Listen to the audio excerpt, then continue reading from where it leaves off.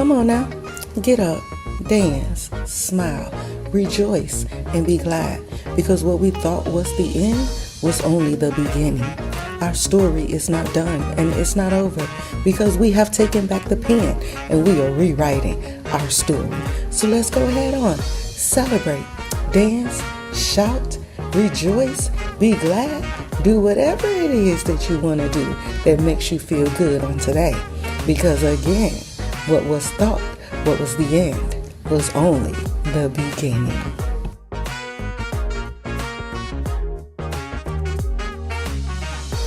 Can't afford another abortion. For many years, I've allowed people's opinions and actions to force me into having abortions. External validation, the psychological phenomenon by which individuals seek approval and recognition from others to affirm their value, constitutes a significant aspect of human experience, deeply intertwined with our emotional and psychological development. On my journey, the desire for external validation arose in early childhood, a longing for the recognition that paralleled my struggle with self-esteem and self-acceptance. Living in a saturated environment of expectations, I found myself in a constant search for family validation, peer validation, and social norms, with each compliment seen momentarily to fill a void.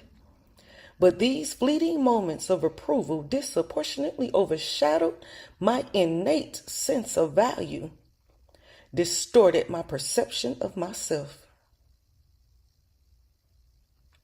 The compulsion of seeking validation extended into my relationships, where I often neglected my own needs and the desires in favor of appeasing others.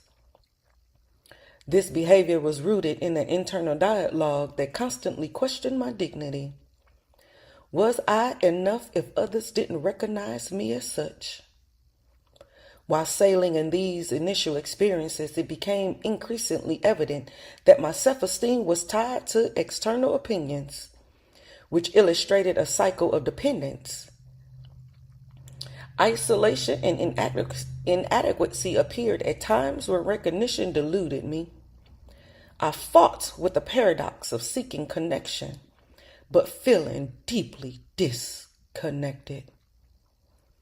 Subsequently, my search for external validation led to profound implications of my well-being, extending beyond mere emotional anguish. The effort to meet relentless social and spiritual expectations usually resulted in physical manifestations. These manifestations showed itself as stress, anxiety, insomnia, fatigue, and somatic symptoms became routine mates of my life. The pressure to present an acceptable facade kept me trapped in a self-sabotage cycle. As I saw myself aborting prematurely goals, dreams, aspirations, gifts, talent, for fear of not being perceived as worthy of others. This internal conflict has grown in what I can describe as spiritual abortions. The abandonment of personal aspirations and the neglect of my inner self in favor of social and spiritual acceptance. Gradually, I recognized my pursuit of external validation not only made my growth difficult, but it also turned me away from the path of authenticity, reducing my ability to true self-acceptance and spiritual fulfillment. These experiments have illuminated the harmful emotion reasons behind this search and their chilling implications of my overall health. In my search for external validation, I often found myself in a cycle of emotional turbulence, characterized by deep feelings of inadequacy, anxiety, and depression. This research, initially cloaked in the disguise of ambition and self-improvement, has gradually explained itself in an exhaustive effect that seriously undermines my emotional well-being. The fear of judgment by friends, family, and the church have become a driving force, which has led me to sacrifice my mental health for the maintenance of an impressive servant. While I paid countless hours in the church, the joy of serving had turned into an obligation full of pressure. The repercussions of this pursuit were not limited to my spiritual life, but also permeated my natural relationships. I found myself gravitating towards people who echoed my insecurities, forming connections that were more based on mutual validation than true compatibility. And this is called trauma bonding. This commitment with behaviors looking for validations eventually made me feel isolated and unworthy. Although I was physically present, I felt emotionally drifting as if I were simply a reflection of someone else's ideals rather than an authentic individual. The emotional conflict found its outlet in episodes of depression, in which the weight of the suppressed identity worsened and in deep sense of despair. The initial excitement of contributing to a noble cause such as serving in the church with my whole heart was soon overshadowed by the anxiety as I worried how my efforts would be perceived by others. The joy of serving evaporated, replaced by a burdensome fixation on what others would think or say. These experiences clarify a worrying trajectory, fueled by a persuasive need for external validation. The models of behavior that developed in response to these dynamics not only have eroded my confidence in myself, but also favored an environment in which self-criticism is thrown without control. Each cycle of validation research followed by disappointment has sculpted a paranormal of emotional that has prevented my general sense of myself. I realized I had created an ongoing struggle between who I was and who I thought I had to be. The end of the spiritual abortions of the lost aspirations and the dissatisfied potential. The weight of these emotions was profound, influencing the choices I made and the relationships I formed, and acting as a moving reminder of the innate value of self-acceptance. Accepting beyond the influence of external perceptions. The search for external validation has often manifested itself in my life as a disturbing, deep, and obscuring of my innate values and belief. Initially, this chase seemed gentle, an attempt to navigate in social landscapes in which acceptance seems equivalent to happiness.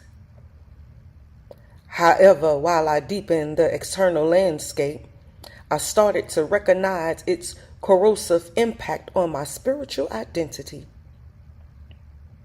The moments of realization in which I compromised my authentic self for reasons of belonging were, perhaps, the most significant spiritual abortions of my life.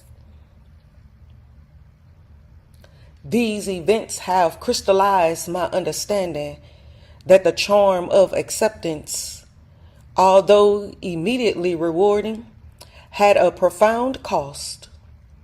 Each act of abandoning my passions, my purpose, my mission, my goal, my gifts, my talents, the same threats that intertwine my identity served only to deepen the abyss between my external person and my internal truth.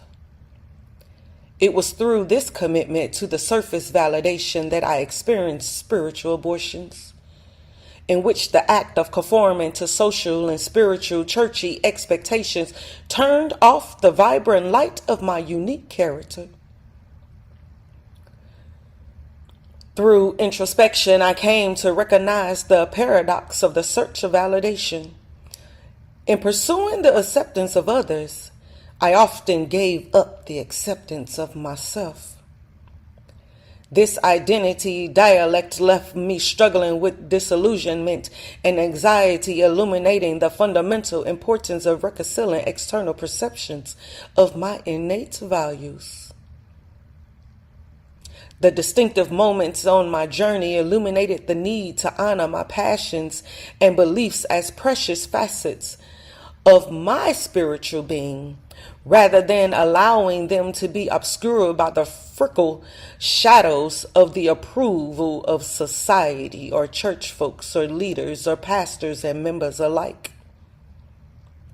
While I think about my trip to self-acceptance, it becomes more and more obvious that my pursuit of external validation was a complex interaction of personal insecurity and a deep need for approval from others. This quest, although often masked in the form of ambition and aspiration, finally led to experiences that I now call my spiritual abortions. These are the moments when I inadvertently sacrifice part of my real self in exchange for superficial connections and social approval or church approval or religious approval. Whenever I sought the validation of the outside of myself, I decreased my sense of value, moving my energy away from nourishing my innate values and passions. The process of detangling my identity from expectations of others was as instructive as it was difficult. I recognized the harmful models formed when I measured my value against those around me, leading to anxiety and disillusionment. Innumerable hours spent chasing praise and recognition resulted in physical experiences that reflect my emotional disorders, characterized by moments neglecting my well-being at the service of others. Getting into this cycle has exhausted not only my energy, but also my mind, as I find myself constantly in contradiction with my authentic self. To embrace an evolution toward self-validation required a courageous reassessment not only of my motivations, but also my beliefs on what it means to be worthy of love and acceptance.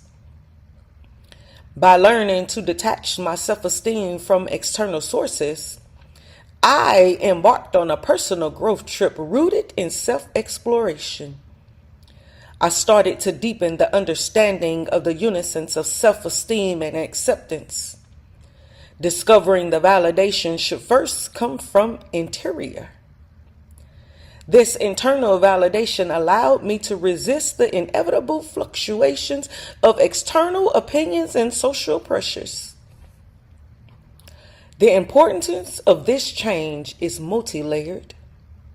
First, I cultivated a deep and lasting feeling of confidence, which is not influenced by external judgments. I learned to celebrate my achievements, regardless of their big or small, as a valid expression of my capabilities and my desires, not as a means of arousing approval from others. Secondly, this internal realignment has triggered compassion and empathy in me, equating me that everyone's journey is unique and deserves respect. I celebrate the diversity of experiences that exists. In the end, I understand that the most significant and most transformative validation are those that resonate within the depths of my existence. This journey to self-acceptance has enlightened the path to real fulfillment and personal reliance. I learned that self-esteem is not only a concept, but a practice that requires continuous commitment and reflection. By granting myself the same grace and the same understanding that I formerly searched for in others, I allowed myself to flourish, kissing the dynamic pastry of what I am rather than complying with a story dictated from the outside. I have taken the pen back and began to rewrite my story. In this season, I will not allow anything or anyone to put me in a place to abort what God has given me. In this season, I cannot afford another abortion. In this season, you cannot afford another abortion. But we will push through and deliver what God has birthed in us. For I and we will wait upon the Lord. He shall renew our strength. We shall mount up with wings as eagles. We shall run and not be weary. We shall walk and not faint. Thank you so much for tuning in to another episode of Rewriting My Story. If you could be so kind to follow, I'm on all podcast platforms. Hit that follow button, leave a comment, leave some encouraging words. You can even leave a discussion topic that you would like for me to cover. All right, thank you again for your support. It means so much to me.